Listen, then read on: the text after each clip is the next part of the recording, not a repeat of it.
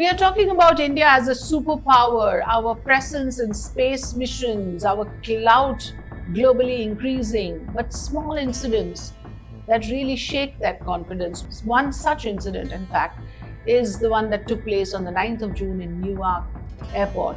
Are we a global power really, or are we a global pushover? We have to think about this, and I'm saying this in a certain context. I will explain it to you why I raised this question, because there is a pattern. It's not just about an Indian student being pinned to the ground and being handcuffed and treated like a criminal. That video has gone viral, but what I really want to come to is the issue of how this happens to be a pattern, and I will cite quite a few instances that has happened before this to substantiate my claim. But first, about the Newark Airport tragedy. Here is a young Indian student who we saw being handcuffed, pinned to the ground. He was crying. He was, of course, deported like a criminal, as the video shows. And this is a video that was posted on social media by an Indian entrepreneur who happened to be there on the spot and who witnessed it all.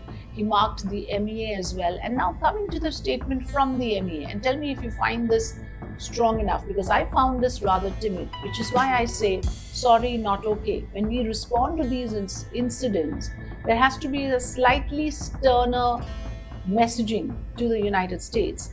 And let me then read out for you the precise statement that has come from the MEA. I'm reading out from the Free Press Journal newspaper. The MEA says our embassy in Washington, D.C. and the Indian consulate in New York have also been in touch with the U.S. authorities to ascertain the details. We have so far not received any details about the incident or the circumstances under which he was restrained, the flight he had to board or boarded, and his final destination. We continue to follow up the matter. India has not been informed, given any details. The MEA has not been given any details so far of an incident that happened on the 9th of June about why this Indian student was detained in the airport, was handcuffed, was pinned to the ground. Do you find this believable?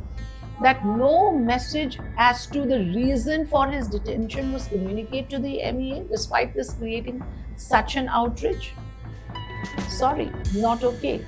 And I will now tell you why this is worrisome. Remember those images of 104 Indians deported on a US military plane? Yes, I'm talking about February 2025. These deportees were shackled by legs and arms for hours on end. We saw those pictures.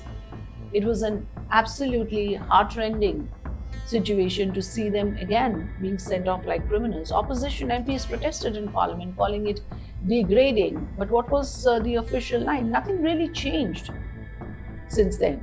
And therefore I say sorry, not okay.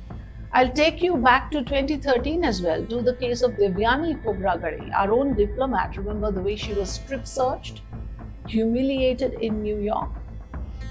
Back then, the same statements, the hushed, understated statements, came about with no impact. There was no lasting diplomatic pushback, even in that case, where the person involved was a diplomat. And that's why I say sorry, not okay.